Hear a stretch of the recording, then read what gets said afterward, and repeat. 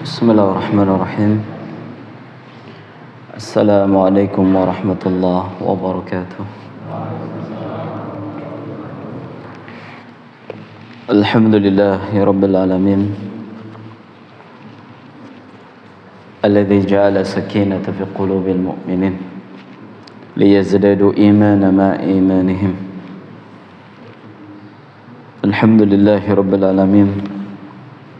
الذي بنعمته تتم الصالحات أشهد أن لا إله إلا الله وحده لا شريك له وأشهد أن محمدا عبده ورسوله اللهم صل وسلم وبارك على سيدنا وحبيبنا ونبينا محمد وعلى آله وأصحابه ومن صار على نهجه وسنته إلى يوم الدين أما بعد. Hadirin jamaah salat maghrib, para bapak, para ibu, rekan-rekan remaja, juga adik-adikku yang saya cintai karena Allah Subhanahu wa taala. Alhamdulillah, kita panjatkan puji syukur kepada Allah Tabaraka wa taala pada kesempatan malam hari ini. Dengan izin dan taufik dari Allah, kita bisa kembali menghadiri majelis pengajian rutin insyaallah. Pada kesempatan malam hari ini kita akan kembali membaca buku Riyadhus Shalihin yang ditulis oleh Imam Abu Zakaria Yahya bin Sharaf An-Nawawi rahimahullah. Kita bersyukur atas kemudahan yang Allah berikan kepada kita semuanya. Semoga majelis yang kita adakan diberkahi Allah dan menjadikan apa yang kita pelajari menjadi ilmu yang bermanfaat yang dapat kita amalkan dalam kehidupan seharian kita. Allahumma amin. Dan kita juga memohon kepada Allah Subhanahu wa taala semoga pertemuan kita adalah pertemuan yang membawa berkah, yang menjadikan dosa-dosa kita diampuni Allah Subhanahu wa taala. Allahumma amin. Salawat seiring salam semoga senantiasa terlimpah tercurah kepada qudwah kita, kepada suri teladan kita Nabi Abu Muhammad sallallahu alaihi salatu wassalam, kepada keluarga beliau, para sahabatnya dan umatnya hingga hari akhir nanti. Bapak Ibu kaum muslimin wal muslimat rahimani wa rahimakumullah, kita akan masuk kepada hadis yang baru, hadis ke-21 di dalam bab taubat. Silakan bisa yang mau buku dibuka di bab taubat hadis yang ke-21. Berkata penulis Imam Nawawi rahimahullah, wa an Abdullah ibn Ka'ab ibn Malik wa kana qaida Ka'ab radhiyallahu anhu min banihi hina amiyah. Ya, hadis ini bermula dari salah seorang putra sahabat Nabi sallallahu alaihi wasallam yang mulia yang bernama Ka'ab ibn Malik. Ka'ab ibn Malik. Kalau kita mencoba membuka literatur yang menjelaskan biografi beliau, yaitu Ka'ab bin Malik, maka kita akan dapatkan beliau adalah sosok sahabat yang mulia, masuk dalam kategori ulama di antara ulamanya para sahabat. Sehingga di masanya Umar bin Khattab, beliau radhiyallahu ta'ala anhu didaulat menjadi imam di salat tarawih yang pertama kali diadakan di masanya Umar bin Khattab. Dan tentunya pilihan yang diberikan kepada beliau menjelaskan karena keilmuannya. Ya, karena keilmuannya. Dari putranya yaitu Abdullah, yang mana cerita ini ketika Ka'ab bin Malik sudah tua, ya sudah sepuh. Bahkan kondisinya pada saat itu amiyah, ya sudah buta. Ya, kalau kita mungkin sudah rabun, ya sudah tidak jelas lagi penglihatannya. Yang mana ketika ayahnya ini hendak pergi kemana, maka Abdullah inilah yang menjadi penuntunnya. Dituntun oleh putranya mau ke Mesir, ya, atau mungkin ada hajat kemana. Dan ini menjelaskan kepada kita tentang ya birrul walidain yang dipraktikkan oleh para putra para sahabat, yang tentunya ini hasil dari pendidikan para sahabat dan hasil dari didikan Nabi sallallahu alaihi wasallam. Nabi melihat bagaimana para sahabat melihat bagaimana Nabi sallallahu alaihi wasallam sering memberikan petuah, memberikan ajaran, memberikan ya nasihat, wejangan untuk senantiasa berbakti kepada kedua orang tua. Bahkan kita mengetahui semuanya bahwa berbakti kepada orang tua ini kewajiban yang Allah SWT ya sejajarkan di bawah kewajiban kita selaku hamba untuk beribadah kepada Allah semata. Wa qadha rabbuka alla ta'budu illa iyyahu wa bil walidaini ihsana. Allah telah mewajibkan kepada kita semuanya yang pertama untuk beribadah hanya kepada Allah, mentauhidkan Allah, mengikhlaskan ibadah, tidak meminta kepada selain Allah, tidak berdoa kepada selain Allah, tidak istighosah kepada selain Allah, meminta tawakal, memohon hanya kepada Allah SWT. Tauhid, ya tauhid. Jadikan Allah satu-satunya sebagai tempat ibadah, tempat bergantung, tempat meminta dan seterusnya. Lalu yang kedua, perintah yang kedua adalah wabil walidaini ihsana. Dan Allah juga mewajibkan kepada setiap anak untuk berbakti kepada kedua orang tuanya, berbuat baik kepada orang tuanya. Imma yablughanna ahadihima aw kilahuma fala taqul lahumā uffin.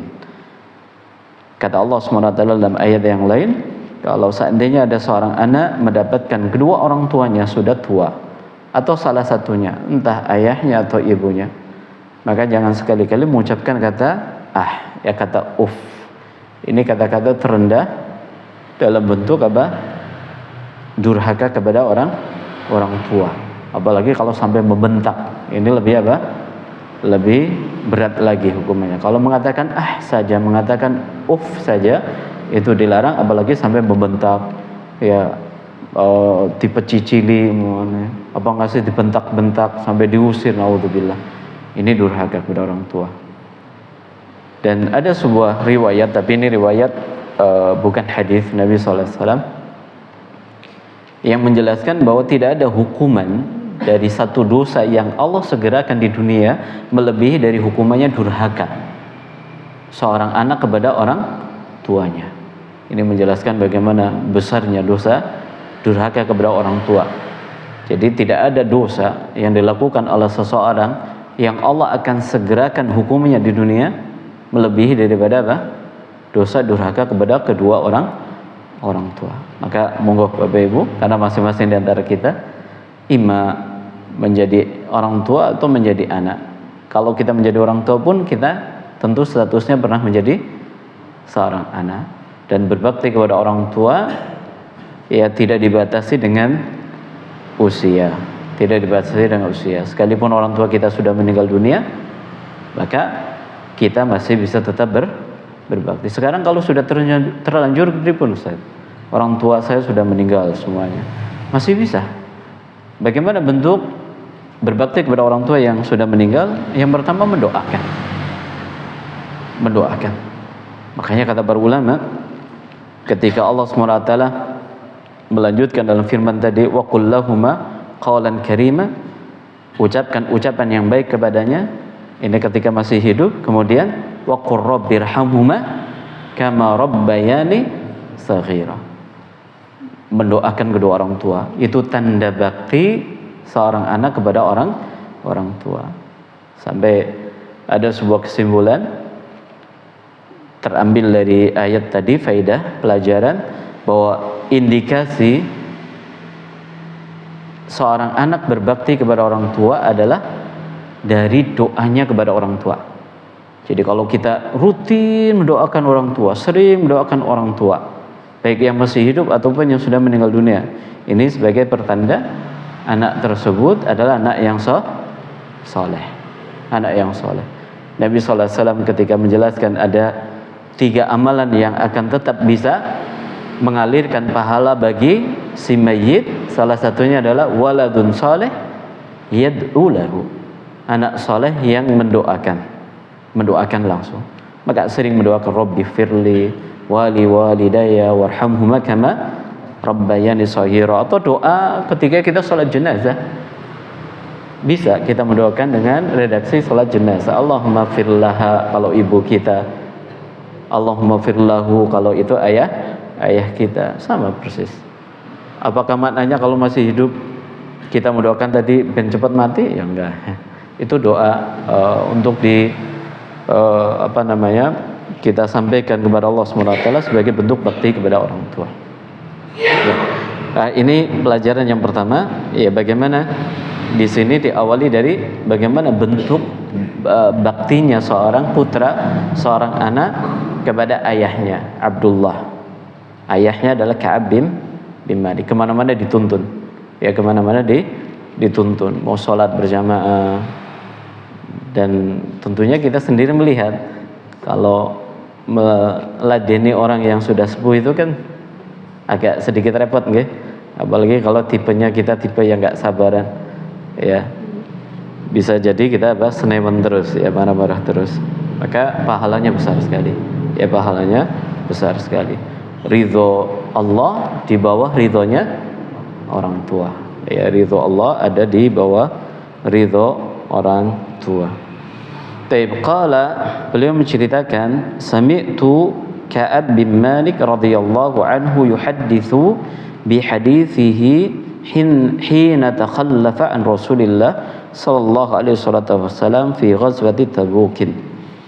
Ya, aku mendengar ayahku Ka'ab bin Malik bercerita tentang dirinya. Ini peristiwa atau kisah yang dialami oleh dirinya sendiri. Ka'ab bin Malik ini menceritakan tentang dirinya, yaitu ketika dahulu pernah tidak ikut serta perang bersama Nabi sallallahu alaihi wasallam, yaitu di perang Tabuk. Di perang Perang Tabuk, ya. Kita berhenti dulu sejenak di kalimat ini, ya. Jadi perang Tabuk, sedikit untuk memberi prolog di kondisi itu pada saat itu. Perang Tabuk adalah peperangan terakhir yang diikuti oleh Nabi sallallahu alaihi wasallam.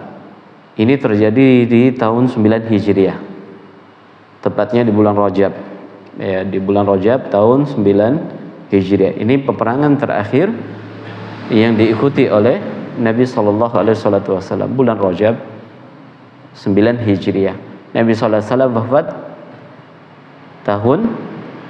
tahun berapa? 11 Hijriah, bulan Rabiul Awal. Berarti kalau beliau alaihi salatu wassalam meninggal di usia 63 tahun, tadi 9 Hijriah, wafat 11 Hijriah, 11 kurangi 9 berapa? 2. 63 tahun Nabi sallallahu alaihi wasallam meninggal, kurangi 2 berarti usia berapa? 61. Bisa bayangkan 61 kalau usia orang-orang sekarang itu seperti apa? Mangkat perang, Bapak Ibu. Ini berangkat perang. Lihat bagaimana perjuangan Nabi sallallahu alaihi wasallam. Jadi nggak duduk manis di rumah gitu, nyuruh kayak gitu, tidak. Berangkat, beliau memimpin langsung. Ya, peperangan Tabuk ini. Ya, peperangan Tabuk ini. Dan kata para ulama sejarah, ini kalau Bapak Ibu ingin membaca ya tentang kisah di peperangan Tabuk ini dicatat, dibukukan, diabadikan oleh para ulama dalam buku-buku sirah Nabi sallallahu alaihi wasallam. Ya, perang Tabuk ini itu terjadi ketika sedang musim panas. Musim panas. Yang dikatakan harun syadid, ya, panasnya itu di atas rata-rata. Dan kita tahu Timur Tengah kalau pas lagi musim panas itu Masya Allah panas sekali, ya, sampai bisa di titik 50 derajat 50 derajat panas. Itu kayak apa itu rasanya?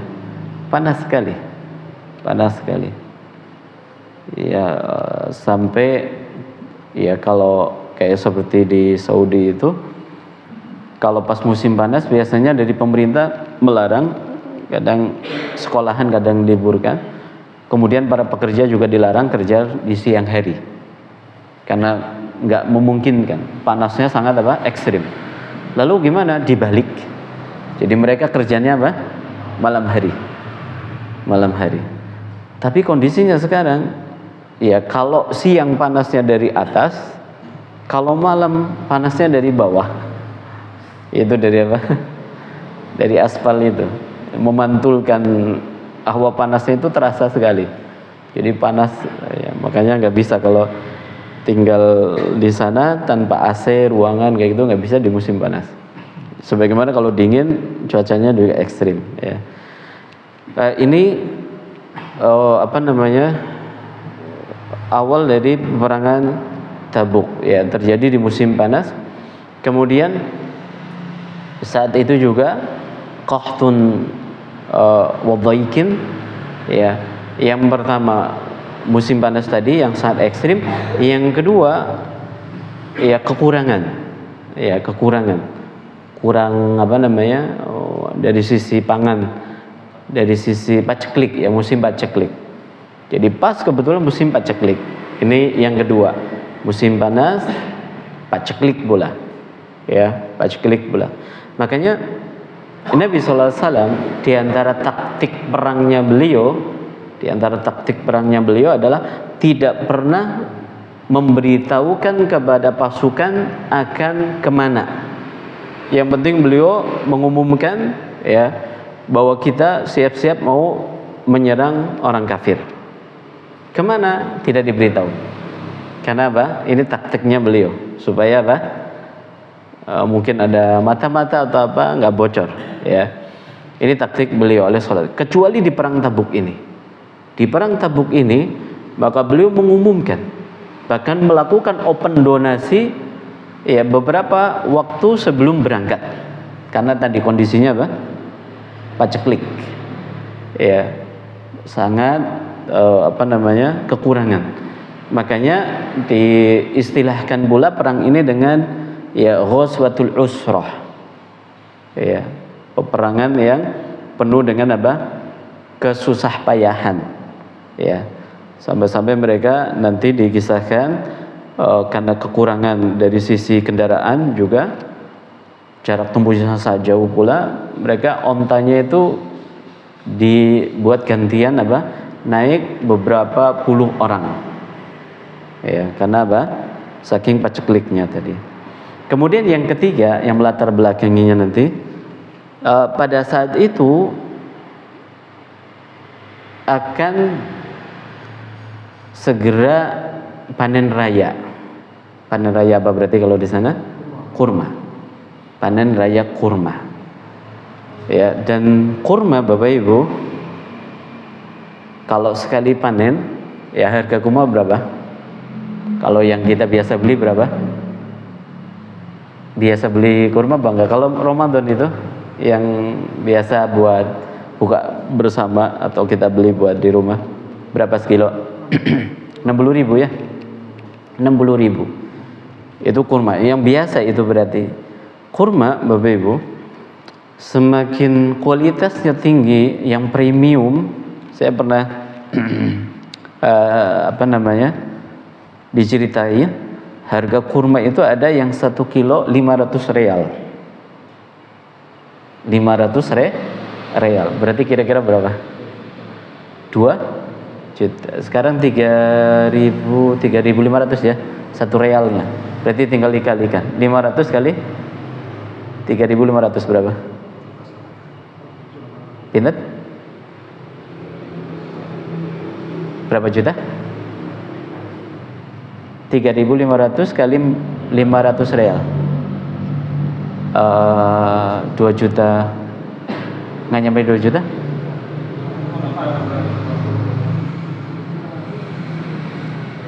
5 kali 3 1.500.000. Pinten? 1.750.000. Itu 1 kilo. Berarti orang punya 1 pohon kurma itu bisa kaya lah kalau panen itu. Jadi modelnya mereka itu kan banyak tangkai manggar ya. Kalau yang sudah ahli biasa di perkebunan itu biasa bisa sekali musim itu bisa 10 tangkai, tapi sama mereka dipotong. Biasanya akan jadikan itu cuma 5 tangkai biasanya. Satu tangkai itu bisa 100 kilo. Satu tangkai kurma itu bisa 100 kilo hasilnya. Ya, kemudian nanti dipanen, disortir, kemudian dipilih, ada yang premium, ada yang di bawahnya. Makanya ada yang sampai di kita yang sudah minyak-minyak itu yang sudah sortiran akhir. Mahal. Ya, itu sedikit cerita tentang kurma. Jadi punya satu pohon kurma itu udah kaya raya itu sekali panen. Jadi kondisi di saat terjadi perang Tabuk ini atau perang Tabuk ini adalah sebentar lagi akan panen raya. Yang pertama apa tadi? Kondisinya cuaca ekstrim, panas. Kemudian yang kedua sedang terjadi paceklik. Kemudian yang ketiga sebentar lagi panen raya. Yang keempat, jarak tempuh yang akan dituju sangat jauh. Ini lebih jauh daripada kota Mekah. Kalau sekarang Tabuk, Bapak Ibu, kalau lihat peta Saudi, Madinah ada di bawah, Tabuk itu ada di atas. Tabuk itu dekat dengan wilayah Syam, dekat dengan Palestina, Jordan. Itu Tabuk, dekat dengan Jordan sekarang. Ya. Jarak tempuhnya yang sangat jauh. Kalau kita tanya Mbah Google, jarak tempuh dari Madinah ke Tabuk itu sekitar 682,6 km. Di saat itu belum ada kereta cepat, belum ada pesawat tempur, belum ada truk, ya belum ada kendaraannya, onta, keledai, kuda. Cuma 3 ini. Ya, yang tentunya cuacanya sangat panas tadi, ekstrim. Kemudian kalau naik truk, naik apa kan masih ada angin lah ya, silir-silir gitu ya. Naik pesawat tempur juga seperti itu. Nah, kita nggak bisa bayangkan bagaimana bayangannya itu seperti apa di benak kaum muslimin pada saat itu. Makanya nanti kenapa kita sedikit berhenti di sini, karena ada beberapa sahabat yang mangkir, tidak ikut serta dalam perang ini, sebagaimana banyak orang-orang munafik yang mana mereka beralasan dengan alasan-alasan tadi, mau panen, kemudian tadi jarak tempuhnya sangat jauh ya. Kemudian medannya, ini tambah lagi medannya ekstrim, karena jalanannya belum sehalus seperti sekarang. Kalau sekarang jalanannya seperti jalan tol ya untuk ke sana. Tapi kalau di masa itu jelas naik turun lembah, padang pasir, bebatuan ya. Kemudian ditambah yang berapa berarti? 6, yang ke-6. Ya, lawan yang akan dihadapi adalah Romawi. Dan kita tahu ya, negara adikuasa di masa itu tuh ada 2 di zaman Nabi sallallahu alaihi wasallam. Negara adikuasa, kalau sekarang kayak Amerika, polisi dunia kayak gitu ya.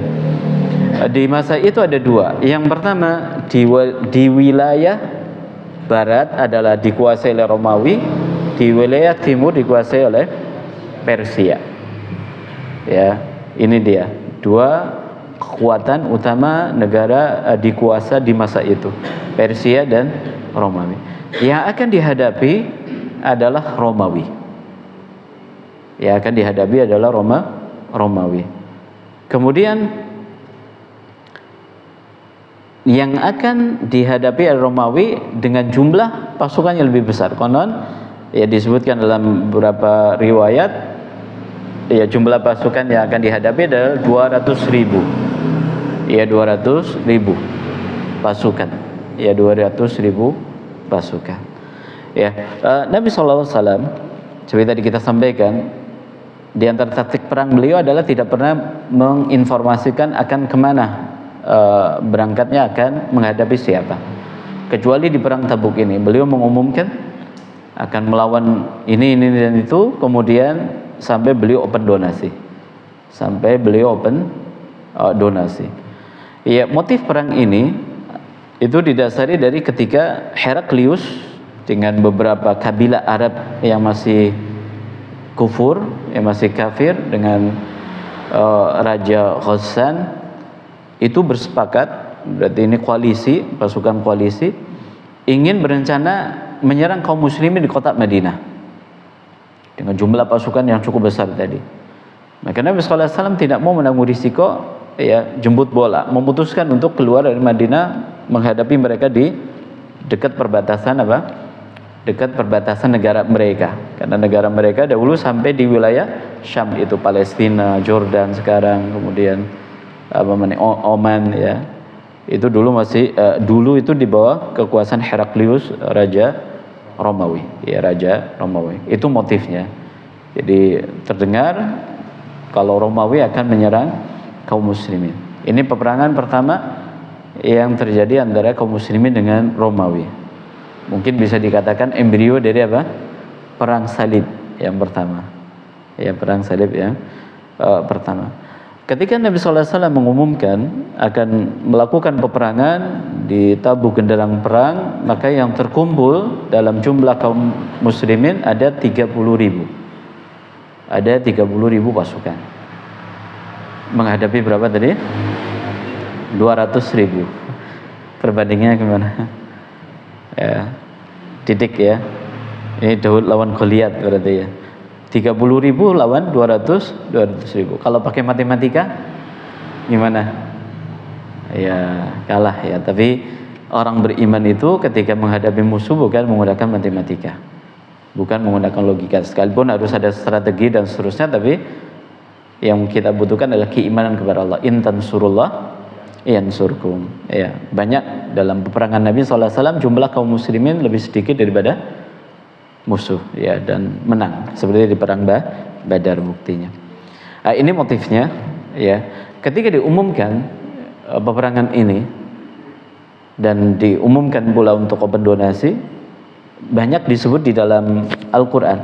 Ada yang bersedekah dengan membawa separuh kurma, setengah mud kurma, ya. Ada yang datang dengan satu sok kurma, karena musimnya musim paceklik, persediaan makanan di kota Madinah aja sangat berkurang, sehingga ada yang sedekahnya itu yang Allah SWT abadikan di dalam beberapa ayat. Ketika ada orang-orang yang ingin berdonasi, diejek oleh orang-orang munafik, mengatakan ini sedekah kok sangat sedikit sekali, kayak gitu, diejek oleh mereka. Bahkan ada di antara mereka yang ingin turut ikut serta perang, tapi karena terbatas kendaraannya, jarak tempuhnya sangat jauh, ditolak oleh Nabi SAW. Enggak diperbolehkan untuk ikut perang. Ya, ini sedikit gambaran tentang perang Tabuk. Yang menariknya di sini, ketika di open donasi, di antara salah satu sahabat yang berinfak dengan jumlah yang sangat besar adalah Utsman bin Affan. Utsman bin Affan radhiyallahu ta'ala anhu, disebutkan dalam riwayat beliau itu menginfakkan 200 onta beserta perbekalannya. 200 onta beserta perbekalannya. Kemudian 200 uqiyah. Uqiyah itu sebuah takaran ya pada saat itu. Satu uqiyah itu sama dengan 40 dirham. Sama dengan 40 dirham. 200 dirham, Bapak Ibu, itu setara dengan 85 gram emas. 200 dirham itu setara dengan 85 gram emas. Berarti kalau tadi ya 200, tadi saya coba hitung-hitung, 200 kali 40. 200 uqiyah ya kali 40 dirham. Satu uqiyahnya 40 dirham. Itu sekitar 8.000 dirham. 8.000 dirham. Itu kalau dibagi dengan berapa tadi? 20 ya. 40 kali 85 gram emas, sekitar 3 berapa? 3 kiloan. 3 kilo betul? 3 kilo emas, batang emas murni. Segitu. Sekitar itu, 34 ya, 3,4 kilo emas. Itu diinfakkan oleh siapa? Utsman bin Affan radhiyallahu anhu. Masya Allah, batangan ini ya, 3,4 kilo batangan emas. Itu sedikit atau sekilas tentang ya di peperangan Tabuk ini. Jadi di antara sahabat yang tidak ikut serta perang tersebut adalah Ka'ab bin Malik. Nah, ini hadisnya sangat panjang Bapak Ibu. Kita akan penggal-penggal kisahnya sembari kita ambil pelajarannya. Qala Ka'ab, ya berkata Ka'ab, lam atakhallafu an Rasulillah sallallahu alaihi wasallam fi ghazwatin ghazaha qattun illa fi ghazwati Tabukin. Kata Ka'ab bin Malik, saya tidak pernah menyelisihi bersama Nabi sallallahu alaihi wasallam dalam peperangan yang diikuti oleh beliau kecuali di perang Tabuk. Artinya satu-satunya peperangan yang diikuti oleh Nabi sallallahu alaihi wasallam yang Ka'ab bin Malik tidak menyertainya adalah hanya di perang Tabuk ini. Adapun perang Badar, ya perang Uhud, perang Hunain, penaklukan Mekah dan peperangan-peperangan yang lain, ini semuanya diikuti oleh siapa? Ka'ab bin Malik. Dan kita tahu ya dalam ayat dan juga hadis Nabi sallallahu alaihi wasallam bahwa sahabat yang mengikuti perang Badar, perang Uhud dan peperangan yang lainnya ini dijamin masuk ke dalam surga, memiliki kemuliaan. Ya, memiliki kemuliaan di sisi Allah Subhanahu wa taala karena berjuang di awal-awal Islam. Ghaira anni qad takhallaftu fi ghazwati Badr. Ya. Jadi beliau tidak ikut serta dalam perang Tabuk. Kemudian perang kedua yang beliau tidak ikuti, maaf berarti tadi sedikit salah ucap. Ghaira anni qad takhallaftu fi ghazwati Badar, kecuali di peperangan Badar. Ini peperangan kedua yang beliau tidak ikuti. Walam yu'atab ahadun takhallafa anhu. Adapun di perang Badar maka tidak ada pengumuman sebelumnya, sehingga tidak ada celaan dari Nabi sallallahu alaihi wasallam bagi siapa yang tidak ikut serta. Kenapa? Karena inna ma kharaja Rasulullah sallallahu alaihi wasallam wal muslimuna yuriduna ira Quraisy hatta jamallahu ta'ala bainahum wa bain aduwwihim ala ghairi mi'adin. Jadi perang Badar ini sebetulnya kan tujuannya Nabi sallallahu alaihi wasallam ingin menahan atau mencegat kafilah dagangnya Abu Sufyan yang habis pulang dari perniagaan dari Syam, ingin pulang ke kota Mekah. Itu kan jalurnya lewat Madinah. Itu dicegat di kota Madinah, di daerah Badar. Tapi ketika sebelum bertemu, maka Abu Sufyan mengutus utusannya ke Mekah untuk minta bantuan. Maka dikumpulkan jumlah pasukan yang sangat banyak oleh Abu Lahab, dan mereka datang ke kota Madinah. Jadi tujuannya bukan tujuan perang sebetulnya waktu itu, hanya ingin mencegat kafilah dagangnya Abu Sufyan. Tapi Allah takdirkan terjadi sebuah peperangan, sehingga yang ikut serta bersama Nabi itu sangat sedikit sekali, sangat sedikit. Sekitar berapa waktu itu? 370 orangan, ya sekitar itu. 370 atau 350? 370 kalau tidak salah. Ya 370. Enggak semua sahabat ikut. Ya makanya beliau mengatakan di sini yang tidak ikut tidak dicela. Walaqad syahidu ma Rasulillah sallallahu alaihi wasallam laylatul aqabah hina tawathiqana alal Islam. Dan kami, kata Ka'ab bin Malik, ikut serta dalam peristiwa Lailatul Aqabah. Ini baiat Aqabah. Ya, baiat yang pertama. Ketika para sahabat bersumpah setia di hadapannya Nabi, hidup mati bersama baginda Nabi sallallahu alaihi wasallam. Dan ini juga ada keutamanya sendiri. Dijamin oleh Nabi sallallahu alaihi wasallam orang atau sahabat yang ikut serta dalam baiat Aqabah ini dijamin masuk ke dalam surga. Wa ma ahabbu anna li biha mashhada badrin wa in kanat badrul adhkar fin nasi minha. Beliau bercerita di sini, ya kalau dibandingkan antara perang Badar dengan Baitul Aqabah, maka saya lebih mengharapkan pahala di Bai' Aqabah, di Bai'at Aqabah. Cuma perang Badar ini lebih prestisius karena sering disebut oleh manusia, kebanggaan ya. Pasukan yang ikut serta dalam perang Badar itu menjadi kebanggaan. Makanya ada veteran-veteran Badar yang di masa Umar dijadikan sebagai konsultannya ya. Karena mereka sahabat-sahabat senior, ya sahabat-sahabat senior. Adkar itu artinya dijadikan sebagai perbincangan. Kalau zaman sekarang viral gitu ya, lebih viral dibanding dengan peristiwa yang lain. Ya. Tapi kata beliau kalau dibandingkan, saya lebih menyukai di Bai'ah Aqabahnya untuk pahalanya.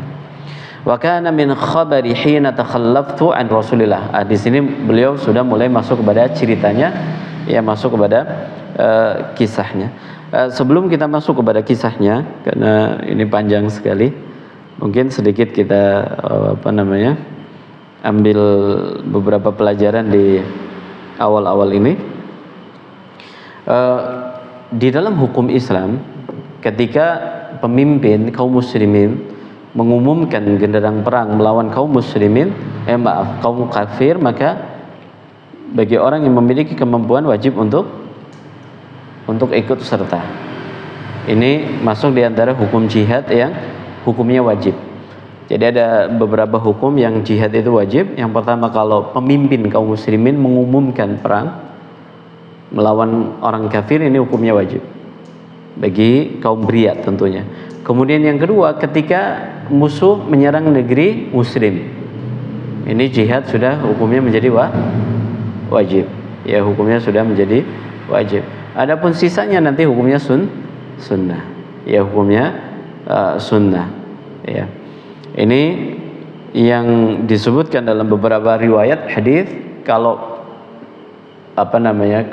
pemimpin kaum muslimin sudah mengumumkan, nggak boleh kita ya, tidak boleh kita itu mangkir. Ya, tidak boleh kita itu beralasan. Oh ya, yang ketiga, hukum jihad yang wajib adalah kalau sudah perang berkecamuk. Ya.